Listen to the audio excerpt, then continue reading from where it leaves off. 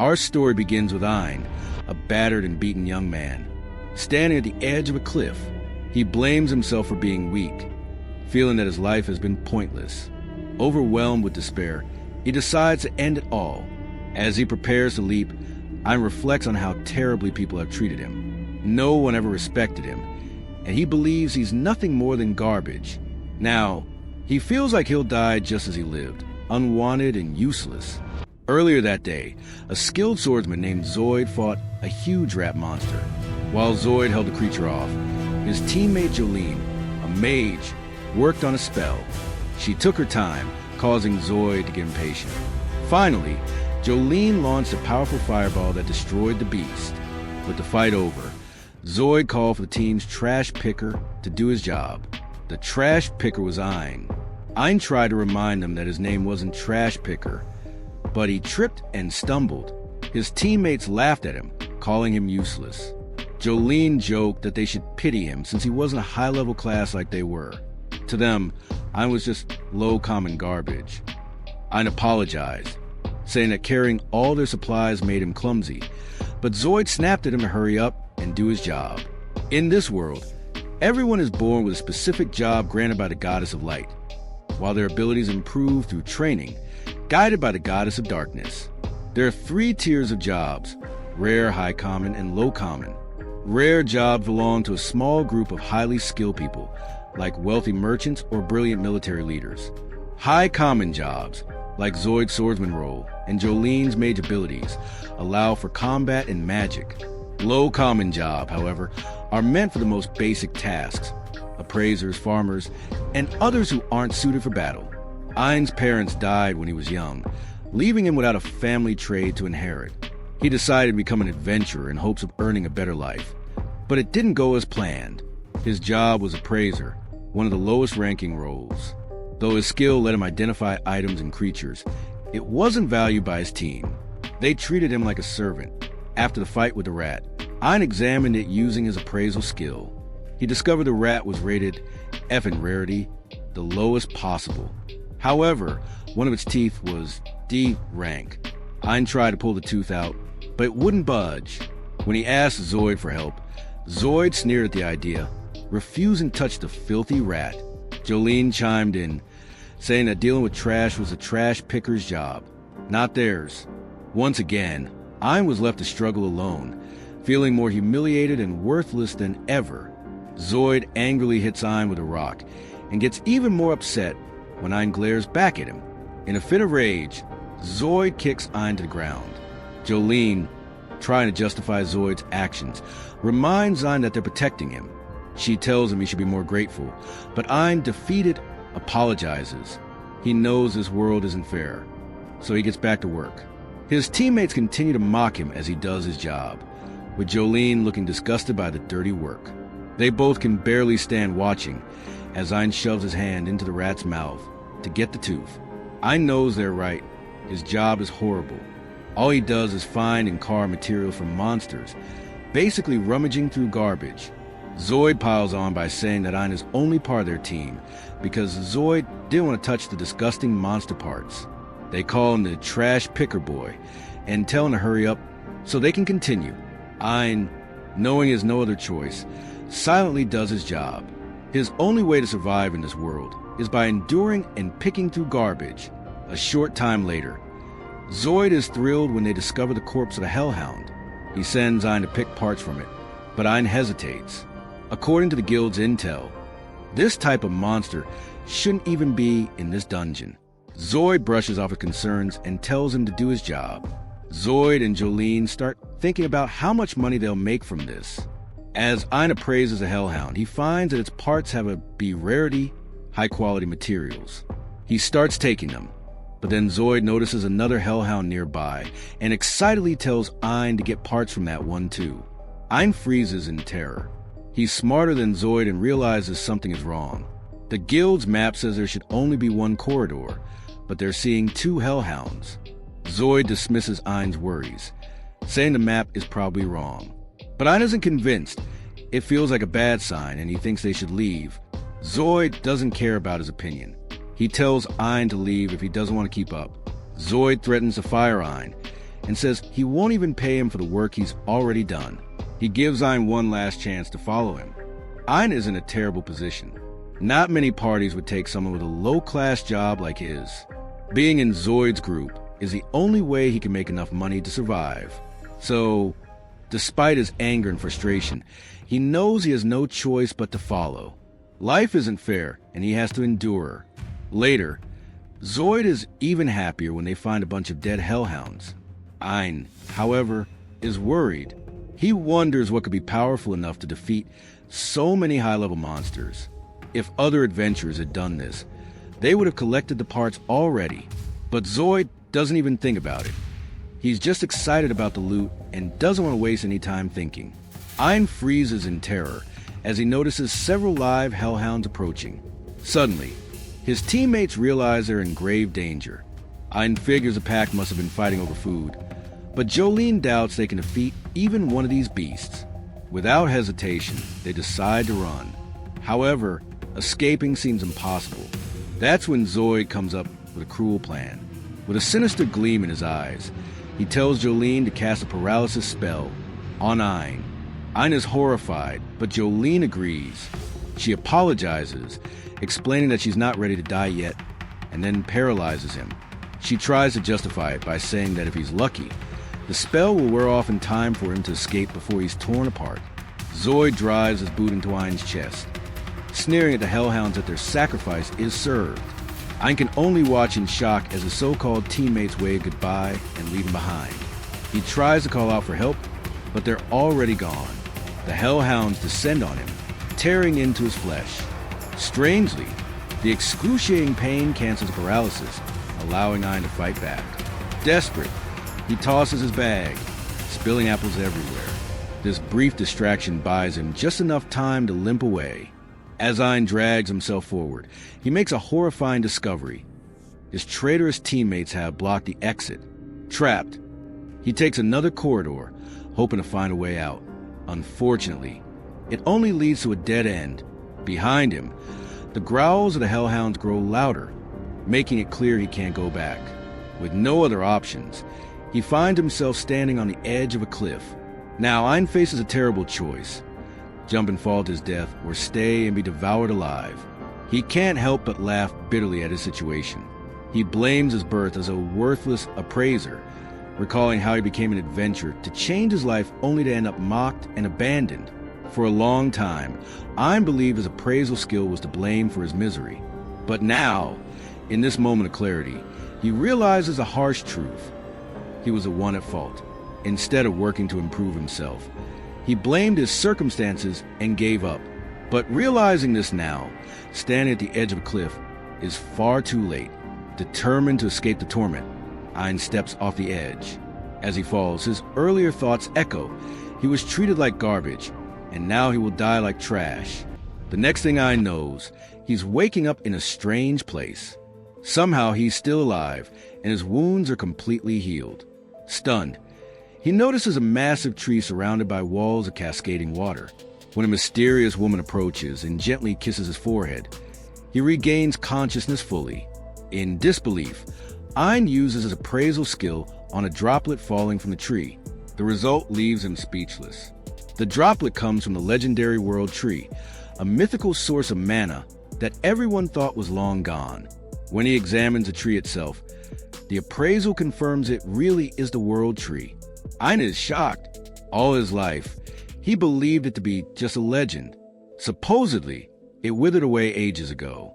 Without it, no one could explain how mana still existed. Over time, scholars theorized that other world trees might exist, but none were ever found, at least not above ground.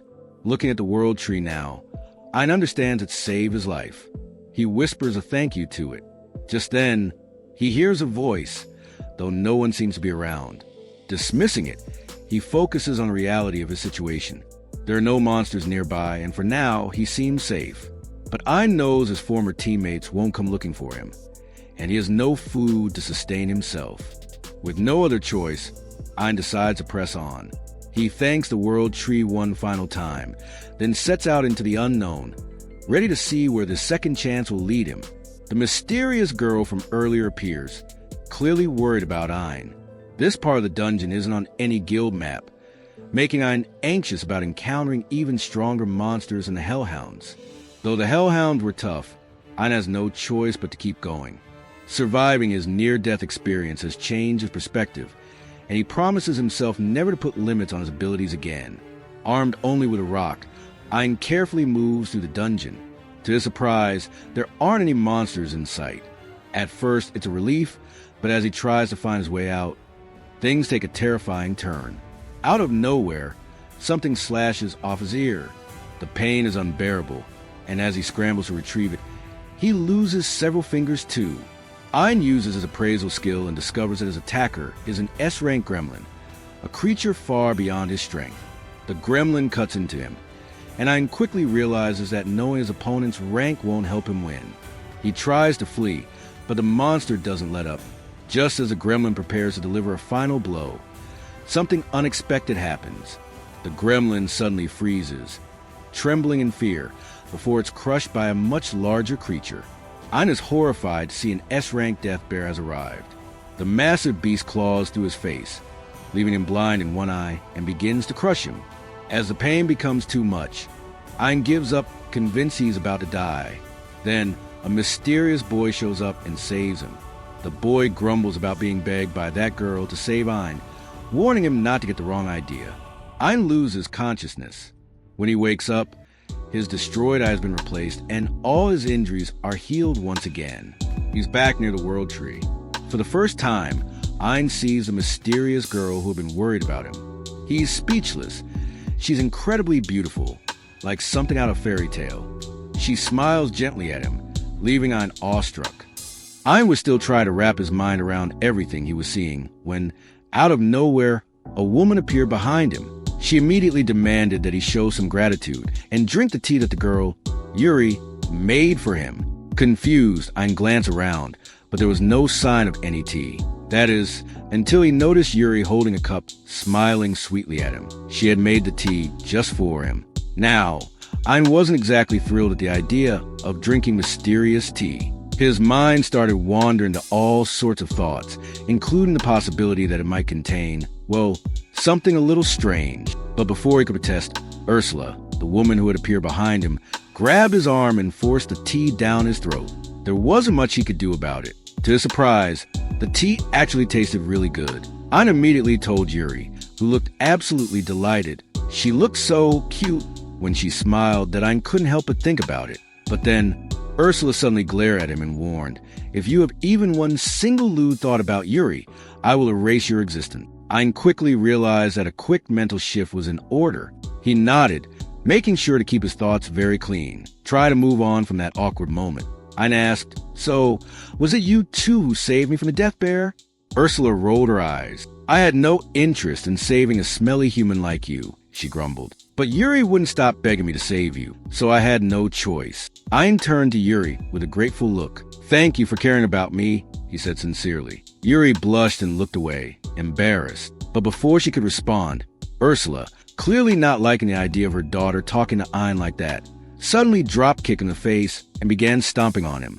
Ein, now completely shocked, managed to croak out, "Wait, she's your daughter?" "She's not my daughter," Ursula corrected with a smirk. "She's the World Tree Spirit, and I've been assigned to watch over her since she first planted her roots here. I'm her guardian, not her mother." Ein was stunned. He had just learned that Yuri wasn't human at all. She was a World Tree Spirit, one of only 9 such beings in the entire world. No wonder she was so beautiful. As soon as he said this out loud, Yuri blushed furiously, and Ursula kicked him again, shouting, "Don't look at her like that, you pervert!" Slightly bewildered, Ein apologized, but then he remembered something. "Hey, I can still see, even though that death bear tore out one of my eyes." Ursula's face softened a little. "Oh, that? I healed you with the tears of the World Tree. But those tears can't restore a crushed eyeball." Yuri, being the generous soul she is, asked the World Tree to make a new eye for you so you could see properly again. Ein felt extremely grateful and couldn't help but wonder, why was Yuri being so nice to him? They barely knew each other. Yuri looked down and answered shyly, "It's because you thanked me when you fell here. People rarely do that. Most just fall into this place and don't even acknowledge me. When they realize who I am, they start stealing my water, ripping off my branches and selling them for profit. But you treated me with respect. That's why I like you. Ein felt a little guilty, but also happy that Yuri cared. Just as he was about to express his thanks again, Ursula interrupted. All right, enough of that. You don't belong here. You need to leave. Yuri, however, wasn't having it. Please, Ursula, don't make him leave. He'll die if he goes back into that dungeon. Ursula wasn't moved. I don't care what happens. Yuri was insistent. At least find a way to make sure he gets home safely. Ursula crossed her arms. I'm the world tree's guardian. I can't stray too far from it. Escorting him to the surface is out of the question, and teleportation magic doesn't work in this dungeon. I was left with few options, but Yuri's concern for him gave him hope. Yuri is heartbroken because there seems to be no way to save Ein. She breaks down into tears, feeling helpless, but Ursula can't stand to see her so upset. She quickly comes up with a plan to help Ein make it home safely. Turning to him, Ursula declares that she will personally train him until he is strong enough to escape on his own. Yuri is grateful to Ursula for agreeing to help, and Ein is even more relieved. He thought he was going to die here for sure. Overcome with emotion, he hugs both Yuri and Ursula, but Ursula, uncomfortable with all the affection, pulls him away. She warns him that the training will be brutal. She's one of the world's greatest sages, and he'd better take it seriously or she won't tolerate laziness. Ein promises he'll do his best. When Ursula leads Ein outside to begin training, he begins to worry. He fears she'll make him face monsters alone. Ursula, however, confirms his worst fear. He will have to fight monsters by himself. The quickest way to learn, she says, is through battle. She points toward a gremlin in the distance and tells Ein to fight it, but when he looks in that direction, he doesn't see anything.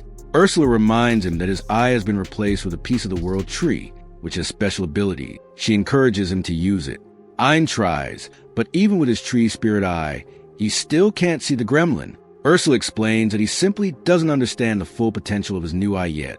He takes a moment to think about how he lost his eye and how Yuri helped restore it. When he opens his eyes again, everything seems much brighter, and he can finally see clearly. Ursula smiles and says it's time to start. She picks up a rock and tosses it to Gremlin, making it jump around in a wild, high-speed attack. She tells Ein that his first task is to learn how to dodge the Gremlin's fast strikes. At first, Ein thinks it's impossible. The Gremlin moves too quickly, but Ursula insists he use his appraisal skill to track the Gremlin's movement. Ein isn't sure this will work, but with no other choice, he gives it a try. To his surprise, he can now see the Gremlin's movements clearly. However, even though he can see the attacks, it's useless if he doesn't dodge in time. The Gremlin's claws slice through his ear, and Ursula quickly puts up a barrier to protect him. She pulls out a bottle of tree drops she borrowed from Yuri and pours it on Ein's injured ear. As the ear heals and reattaches, Ursula tells him he needs to take this seriously or he'll keep getting hurt.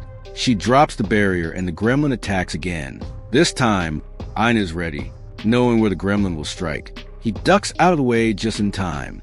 After a week of constant training, Ein finally masters the technique of appraising the Gremlin's movement. He can now dodge every single attack. Proud of his progress, he tells Ursula that he's finally mastered the technique. But as he celebrates, he lets his guard down. The Gremlin sneaks up behind him and slashes his back. Ursula chuckles at his mistake, but admits he did well. She says he's passed the first test, but now it's time for the next lesson, defeating the Gremlin. Ein is unsure. He doesn't have a combat job, and defeating an S-rank monster seems impossible. Ursula, however, has already thought ahead. She knows it would be impossible for Ein to fight with his bare hands, but that's not necessary. Ursula pulls out a special sword she made just for him. Ein is deeply moved. Ursula didn't want to make the sword for him, but Yuri went through the pain of snapping off one of her branches just to help him. It means a lot to him. He feels incredibly grateful to Yuri for her sacrifice and promises to make good use of the sword. With Ursula's training and the sword in hand, Ein prepares to face the Gremlin, determined to succeed and prove he's ready for whatever comes next. Ursula drops the barrier and steps back, leaving Ein to face the Gremlin alone.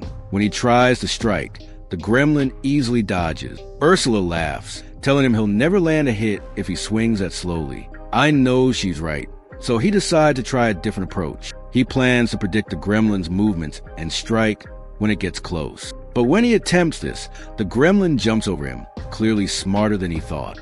It knows that if it sees him about to strike, it can just dodge. Ein realizes he needs a new strategy. Instead of just appraising the gremlin's movements to predict its attacks, he decides to dig deeper. He uses a super appraisal skill, focusing on every part of the gremlin's attack. As he does this, the gremlin seems to freeze in time, but it's not actually frozen. Ein's eye is moving so fast. It's like he's seeing the gremlin in slow motion. With this clearer view, he's able to prepare himself and strike the gremlin in the face, defeating it.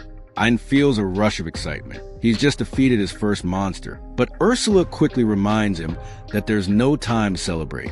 This is just the beginning. She tells him his next task is to defeat over a dozen more gremlins. Ein, confident after his success, gets straight to work. Several hours later, he finishes taking down all the gremlins. He turns to Ursula, expecting praise, but she says this much should be normal for someone who has the power of a world tree. Still, she admits that Ein has made good progress and is ready for the next step. She tells him he needs to appraise the gremlin's abilities and make them his own. Ein doesn't understand. He thought appraisal only shows him information about a skill. Ursula explains that humans learn skills through practice. With his spirit eye, Ein can see not just the information about a skill, but also receive the experience that comes with it. This means he can learn a skill instantly. Excited, Ein decides to try it out. He appraises the gremlin's high-speed movement skill. Suddenly, a sharp headache hits him as tons of information floods his mind all at once. He drops to his knees, clutching his head in pain. But after the pain finally subsides, he finds that he has acquired the gremlin's high-speed movement skill. It's hard to believe, but he's thrilled to have learned a new skill so quickly. To test it out, Ein runs down the dungeon hall at full speed. He's amazed at how fast he's moving, much quicker than before. But soon, he realizes there's a problem. His body isn't used to this speed, and after just a few seconds, every muscle fiber in his body feels torn. Ursula catches up to him and pours tree teardrops onto his broken body to heal him. She tells him that if his body can't handle the speed yet, he'll just have to practice until it can. Ein keeps running, but each time his muscles tear. Luckily, Ursula continues healing him with the teardrops. Eventually, his muscles stop tearing. He's able to run without pain, now with stronger muscles and the high-speed skill. Ein wonders if he might be strong enough to take on the death bear now, but Ursula shakes her head. She tells him that while he's faster and more agile, he still lacks the necessary attack power to take on the death bear. So Ursula decides to help him even more by letting him copy one of her abilities. With her guidance, Ein is about to receive the final piece he needs to grow stronger.